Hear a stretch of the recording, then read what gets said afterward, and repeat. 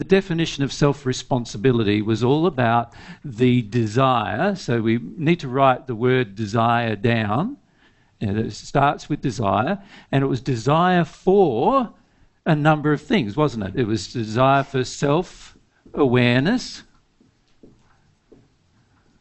for love, for truth, and for living in harmony with the principles of love and truth, which obviously are injected into all of God's principles.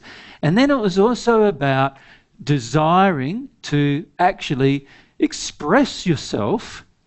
So expressing yourself is about actions, isn't it? Taking actions in harmony with love and truth as well, wasn't it? It was about and acting in harmony in regard to looking at and examining, but also working through the issues of desires that are in and out of harmony with that, emotions that are in and out of harmony with that, thoughts that are in or out of harmony with that, and so forth. So the self-responsibility is all about this, having this desire to do that, which is not about doing it perfectly, actually. It's about just having the desire to do it, right? Because we all need to come to understand at some point that we're not perfect yet, and we won't be until we're at one with God. So at this stage, we've got to work towards that. And the only way we can work towards it is, as you'll learn in a couple of days' time as well, is this aspect of desire, which is a big part of the self-responsibility principle. So what Paige is really asking is, if I do that, will I naturally be able to go through the emotions that come up as a result? Well, no, there's probably one more thing you need, isn't there? And that is that quality of, isn't there? Now, remember from our previous discussions the definition of humility. Can you remember that? Which is the desire to feel and experience pain and well, it's basically pleasure, all of our emotions, pleasure or pain, isn't it? But the desire to feel and experience all of them, and to work your way through them, right? And now, if you experience the painful ones, they'll go away. If you experience the pleasurable ones, they'll go away. But at the end of the day, none of them will be inside you, and after a while, you'll only have pleasurable ones, and the painful ones will have been gone. That's the basic principle of humility, isn't it? So if you add humility to the self-responsible principle, there is a high likelihood you will actually deal with all of your human law hangover. But if you're not humble,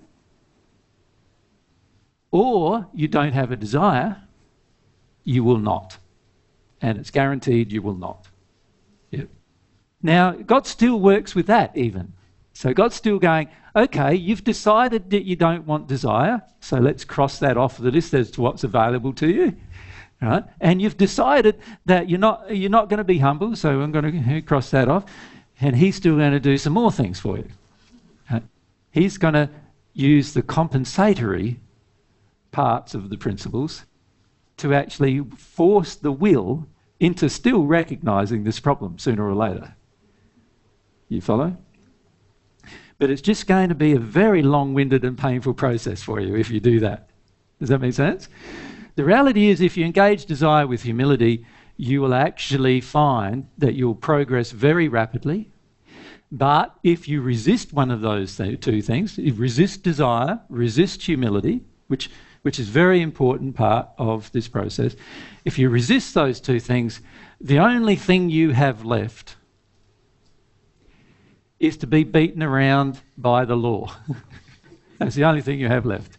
And eventually the pain will be too much for you to handle, and you'll end up having a cry anyway. You will. Because once the pain gets too much to handle, you'll have a cry. And this will happen. And let's say you let bits and drabs and drips of it out on earth. You get to the spirit world, you'll end up in a place where you're going to have to cry a lot, because you'll feel like crying a lot there. That's where you end up, right? Now, so even if we resist desire, and even if we resist humility, and do not desire to work through these issues while on earth, there's still hope for us, because the redemptive principles that are involved with regard to the compensation and self-responsibility, and God is causing our redemption even though we're resistive to that process. So basically what we're saying when we're resistive to the process is, we're basically saying, I don't want to get better, I want to stay in pain. It's really what we're saying. And God's going, sooner or later you're going to get better. Sooner or later I'm going to get you happy. Sooner or later. You know, that's what God's saying. Sooner or later I'm going to help you be happy. My laws do that for you. Right?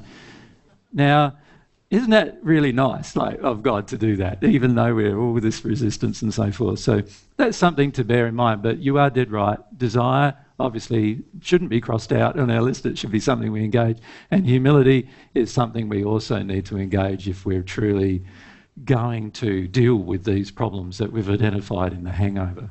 Yeah.